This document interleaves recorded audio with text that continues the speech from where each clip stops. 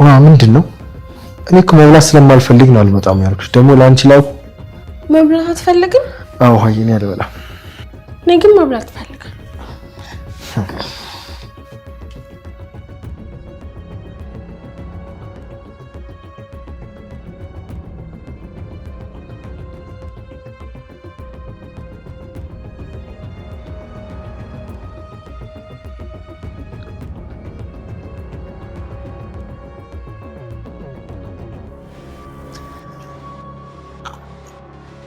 አይዋ ለብላ በቃ እባክሽ አስቀናሽ። በቃ አብረን ይጣፍጣል።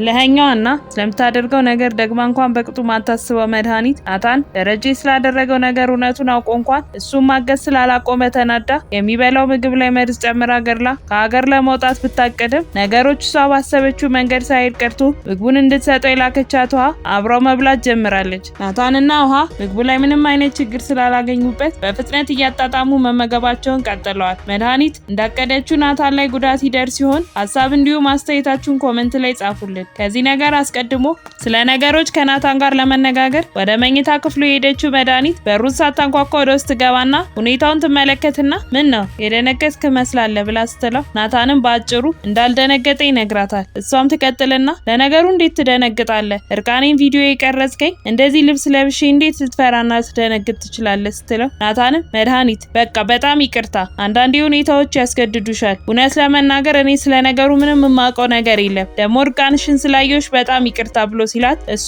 ይቅርታ ነው ያልከው? ሰማኛለህ፣ ቪዲዮውን አጥፋው፣ የዛኔ ይቅርታ አደርግልሃለሁ ስትለው ናታንም አሁን እሱ ማድረግ እንደማይችልና ዝም ብላ ምንም ሳትናገር ቀጥ ብላ ወደ ሀገሯ ከተመለሰች ግን እንደሚያጠፋላት ይነግራታል። ተንኮለኛዋ መድኃኒትም ትቀጥልና እሺ ቆይ ለምንድነው ነገሩን ወደ ጥቅም ማንቀይረው? ልጥቀምህ አንተም ጥቀመኝ ብላ ስትለው ናታንም በምንድነው የምጠቅምሽ ብሎ ይጠይቃታል። እሷም ትቀጥልና እኔ ካንተ የምፈልገው ይህንን ቪዲዮዬን እንድታጠፋልኝ ብቻ ነው። ከዛ እኔ ደግሞ አግብቼ ወደ አሜሪካ ልውሰድ ብላ ስትለው ናታንም አይ መድኃኒት በጣም አዝናለሁ፣ እኔ ወደ አሜሪካ የመሄድ ፍላጎትም ሀሳብም የለኝም ብሎ ሲላት መድኃኒትም በንዴት ቆይ ግን ደረጀ አባትህ ነው እንዴ? ምን ነው ይሄን ያህል ካልሞች ኩለት አልክ ብላ ስትለው ናታንም እውነተኛ አባቴ አይደለም ግን ደግሞ በጣም ጥሩ ሰው ነው ብሎ ሲላት መድኃኒትም በፌስ ጥሩ ሰው ነው ያልከው? ለዛ ነው ከሰራተኛ ልጅ የሚወልደው ብላ ስትለው ናታንም ቆይ ማን ነው ከሰራተኛ የወለደው ብሎ ስጠይቃት እርሷ ምን ነው አላውቅም ልትለኝ ባልሆነ ደረጀ የሰላም ልጅ አባት መሆኑን ጭራሽ ልትሸመጥጥ ነው እንዴ? ቆይ ታዲያ ምን አግኝታብኛለች ብሎ ነው ቪዲዮ ቅረጽልኛለህ ንገረኝ እንጂ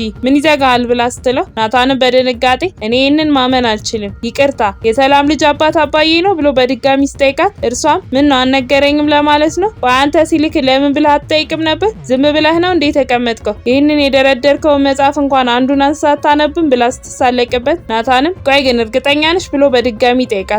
እሷም ትቀጥልና አዎ በደንብ እርግጠኛ ነኝ፣ ዲኤንኤ አስመርምሬ ነው ህፃን ልጁ የደረጀ መሆኑን ያወቅኩት፣ እሱም ይሄን ያውቃል። ቆይ ግን አንተ በእውነት ይሄን ነገር አታውቅም ነበር ብላ ስጠይቀው ናታንም በእውነት አላውቅም፣ እኔ አላምንም፣ አባዬ በድጋሚ ከሰላም ልጅ በፍጹም ሊሆን አይችልም፣ ይህ ነገር እውነት ከሆነ እማዬ በጣም ተበድላለች፣ በጭራሽ ሊሆን አይገባም ብሎ ሲል መድኃኒትም አየህ አሁን ገና በትክክል አስብ፣ ስለዚህ አሁን እውነቱን ካወቅ ለምን እንደዚህ እንደማደርግ ይገባል። አሁን ለማርታ መናገር አለብኝ፣ የፈለኩትን እንዳደርግ ቪዲዮን አጥፋልኝ ብላ ስጠይቀው ናታንም ይህ ሊሆን አይችልም። ይህ ማለት ወንጀልና ኃጢአት ነው። አሁን ብቻዬን ነው መሆን የምፈልገው። ክፍሌን ለቀሽ ውጪልኝ ብሎ ሲላት መድኃኒትም እሺ ቪዲዮን አጥፋልኝ ብላ በድጋሚ ትጠይቀዋለች። ናታንም አላጠፋልሽም፣ አሁን ከፊቴ ዞር በይና ውጪልኝ ብሎ ሲላት እሷም እንደዚህ እንደተጫወታችሁብኝማ አትቀሩም እሰራላችኋለሁ ብላ ዝታበት ጥላው ትወጣለች። በነጋታው ጠዋት በጊዜ ናታን ወደ ደረጀ ቢሮ ይሄድና አጠገቡ ተቀምጦ ማውራት ይጀምራል። ደረጀ የሚቀጥልና ምን ነው በጠዋት ፈለከኝ በሰላም ነው ብሎ ሲጠይቀው ናታንም በትኩረትና በጥላቻ በተሞላበት ድብልቅ ስሜት መመልከት ይጀምራል። ደረጀ የሚቀጥልና እንዴት ነው እያየኸኝ ያለኸው ናታን? ምን ሆነሃል? ቆይ የአቢጌልን ፍቅረኛ አየኸው እንዴ? እኔ ምንም አላማረኝም ብሎ ሲለው ናታንም የእርሱን ጥያቄ ችላ ብሎ ቀጥታ ወደ ጉዳዩ ይገባል። ሰላም የወለደችው አዲሱ ልጅ አባት አንተ ነህ ብሎ ሲጠይቀው ደረጀም ደንግጦ ለጥያቄው መልስ አጥቶ አፍጥጦ ሲቀር ናታንም ይቀጥልና መድኃኒት ያለችው ነገር ትክክል ነው አባዬ? አባቱ አንተ ነህ ብሎ በድጋሚ ሲጠይቀው ደረጀ አባቱ እርሱ ነው ብላ ነገረችህ እንዴ ብሎ ይጠይቀዋል። ናታንም ይቀጥልና ለዚህ ነው ቪዲዮ ቅረጽ ብላ ያዘዝከኝ አባዬ? ከሰላም ጋር በድጋሚ መውለድ አይከብድም ብሎ ሲጠይቀው ደረጀ እንዴት መሰለ ናታን ታሪኩ በጣም ብዙ ነው። አሁን ባለችኝ ጊዜ አስረድቼ ልትረዳኝ አትችልም። ፈልጌ እኮ አይደለም ናታን ብሎ ሲለው እርሱም ይቀጥልና አባዬ በፍጹም ይሄንን ነገር ካንተ አልጠበቅኩም። ሰላምም አንተም እማዬን በድላችኋታል። መድኃኒት እኮ ልክ ነበረች አባዬ። አንድ ጊዜ ስህተት ሊሆን ይችላል፣ ሁለተኛ ግን በጣም ከባድ ነው። እማዬ ይሄንን ነገር ስታውቅ ሰው የምትሆን አይመስለኝም። በጣም አዝናለሁ። እኔ እንዳንተ ሁሉ እማዬንም በጣም ወዳታለሁ፣ በጣም አከብራታለሁ። ግን ይህ በጣም ትልቅ ግፍ ነው። እማዬ በጣም ተበድላለች። መድኃኒት ልክ ናት ብሎ ሲለው ደረጀም አንገቱን ደፍቶ ናታን አንተን ፈረድክብኝ ብሎ ሲለው ናታንም አባዬ እኔ በማንም ላይ አልፈርድም። ሳታውቅ ሊሆን ይችላል፣ ተገደህም ሊሆን ይችላል። ግን በቃ አንተ የሰላም አዲሱ ልጅ አባት ኮንክ ነገሮች በጣም ከባድ ናቸው፣ በጣም ከባድ ብሎ ተነስቶ ቢሮውን ጥሎ ይወጣል። ወደ ቤት ተመልሶ ዳጣና አቢጌልን ያገኛቸውና ተቀምጠው ማውራት ይጀምራሉ። እሱም ይቀጥልና ኤቢ ግን እርግጠኛ ነሽ ሰውየውን ታገቢዋለሽ ብሎ ሲጠይቃት እሷም አዎ ምን ነው ምን ሆነህ ነው ብላ ስጠይቀው እሱም አይ ምንም አልሆንኩም ግን ያው እኔ አላውቀውም ብዬ ነው ብሎ ሲላት እሷም አንተ አላወቅከውም ማለት እኔ አላውቀውም ማለት አይደለም እኮ ብላ ትመልስለታለች። እሱም ግራ በመጋባትና በጭንቀት ስሜት ውስጥ ሆኖ ተነስቶ ጥሏቸው ይወጣል። ዳጣም ትከተለውና ውጪ ግቢያቸው ውስጥ ተቀምጠው ማውራት ይጀምራሉ። እሷም ትቀጥልና አንተ ልጅ ግን ምን ሆነሃል ደህና ነህ ብላ ስጠይቀው እሱም ደህና ነኝ ዳጣ አታስቢ ብሎ ይመልስላታል። እሷም ትቀጥልና ደህና ነኝ ትላለህ እንዴ ናታን? አይደለህም ያስታውቃል እኮ። ቆይ አንተ አቢጌል ፍቅረኛዋን ስላስተዋወቀች ቀናህ እንዴ? ለዛ ነው እንደዚህ ሆንኮ ብላ ስትለው እሱም ምን ማለት ነው ብሎ አፍጦ ይመለከታታል። እሷም በድንጋጤ እሺ በቃ ይቅርታ ግን ናታን የለህም እኮ። ቆይ ምንድነው የተፈጠረው? ችግር አለ እንዴ ናታን ብላ ትጠይቀዋለች። እሱም ይቀጥልና የእውነት አሁን በውስጤ ምን እንዳለ ልንገርሽ ዳጣ፣ በቃ መሄድ እፈልጋለሁ ቤተሰቦቼ ጋር ወደ አባቴ ቤት ብሎ ሲላት እሷም እንዴ ቆይ ለምን ብላ ትጠይቀዋለች። እሱም ይቀጥልና አንዳንዴ ነገሮችን አለማወቅ ጥሩ ነው አባዬ የማይሆንና የማይወጣው ችግር ውስጥ ነው ያለው ብሎ ሲላት ዳጣ እንዴ ቆይ በዚህ ቤት ውስጥ ከኔ ውጪ ሌላ ችግር አለ እንዴ ብላ ትጠይቀዋለች። እሱም ይቀጥልና አዎ መስተካከል ራሱ የሚችል አይመስለኝም እኔ በቃ ተስፋ ቆርጫለሁ ብሎ ሲላት ዳጣ እንዴ ቆይ ናታን ካልነገርከኝ ለምንድነው ተስፋ ቆረጥኩ የምትለኝ ብላ ስትጠይቀው እሱም ሰላም እዚህ ቤት ለምን መምጣት እንደፈለገች አሁን ገብቶኛል። ሁሉንም ነገር ታዩ ዳጣ ግን እማዬ ከልቤን ያሳዘነች።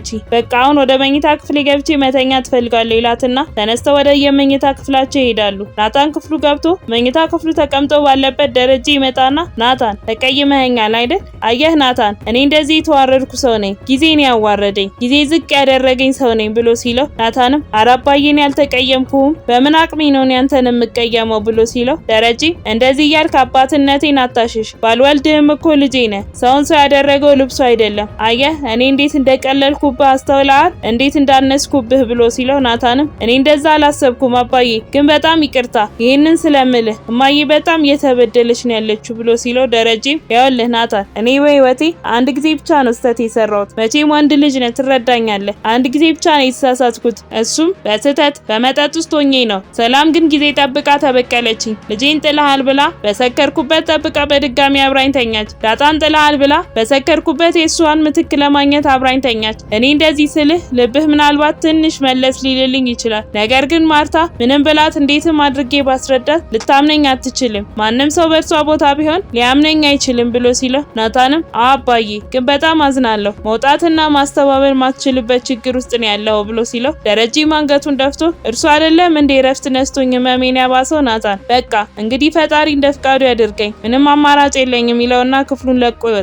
ከዚህ በኋላም ነው መድኃኒቱ ውሃን ጠርታ የመረዘችውን ምግብ ለናታን እንድታደርስለት የላከችው። ውሃና ናታንም ምግቡን አብረው መመገብ ጀምረዋል። በቀጣይ ምን የሚፈጠር ይመስላችኋል? ሀሳብ እንዲሁም አስተያየታችሁን ኮመንት ላይ ጻፉልን።